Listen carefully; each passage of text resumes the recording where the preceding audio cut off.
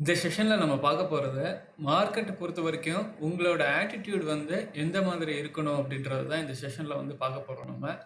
So அத வந்து ஒரு சின்ன சினாரியோ மூலியமா வந்து உங்களுக்கு வந்து நான் டெமான்ஸ்ட்ரேட் பண்ணி காட்டிடுறேன் உங்களுக்கு.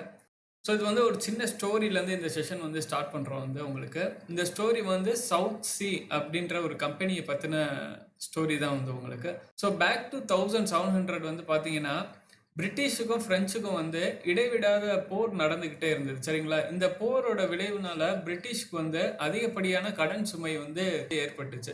இந்த கடன் சுமையில இருந்து எப்படி வெளியே வரலான்னு கவர்மெண்ட் வந்து ஐடியா பண்ணிட்டு இருந்தப்ப 1711 வந்து இந்த சவுத் சி கம்பெனி அப்படின்றவங்க வந்து ஒரு ஆப்ளிகேஷன் வந்து வச்சாங்க. ஸோ அது என்ன அப்படின்னு பார்த்தீங்கன்னா, கவர்மெண்டோட டெப்டில் வந்து பார்ட்டை வந்து நாங்கள் பே பண்ணுறோம் அப்படின்ட்டு வந்து சொன்னாங்க.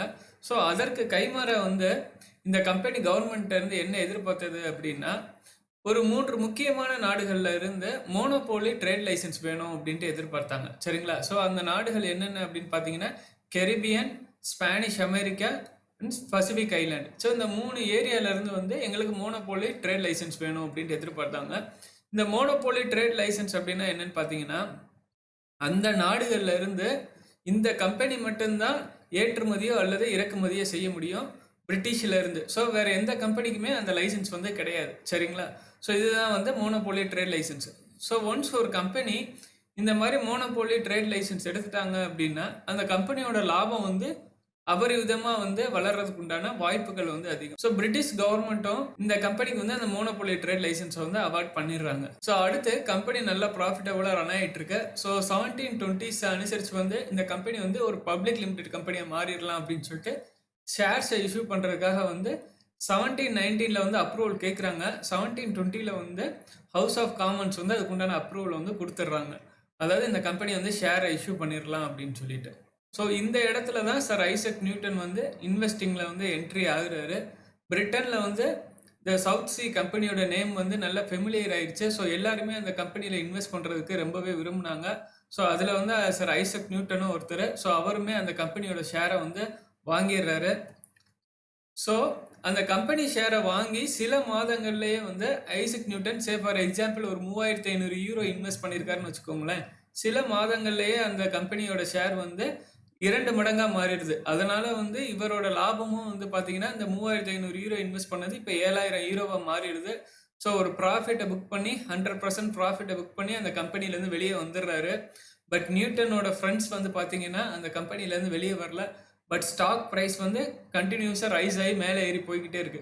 ஒரு குறிப்பிட்ட ஸ்டேஜில் நியூட்டன்னால இதை அக்செப்ட் பண்ணிக்கிற முடியல. திருப்பி அவர் என்ன பண்ணுறாருன்னு பார்த்தீங்கன்னா, அந்த ஸ்டாக் ப்ரைஸை வந்து ஃபாலோ பண்ணி ஒரு 750 யூரோ கிட்ட ரேஞ்சில் வந்து திருப்பி வந்து பை பண்ணுறாரு. ஸோ இவர் செல் பண்ண ரேட் வந்து பார்த்தீங்கன்னா இயர்லியில் 250 யூரோக்கு வந்து செல் பண்ணியிருந்தாரு. பட் அதே ஸ்டாக்கை ஒரு சில மாதங்களே இப்போ திரும்ப வந்து 750 யூரோக்கு வந்து பை பண்ணுறாரு.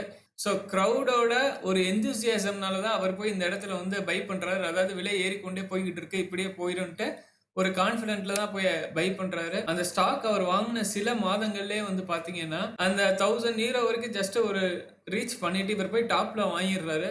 ஸோ திருப்பி அந்த ஸ்டாக் வந்து இறங்க ஆரம்பிச்சிருது.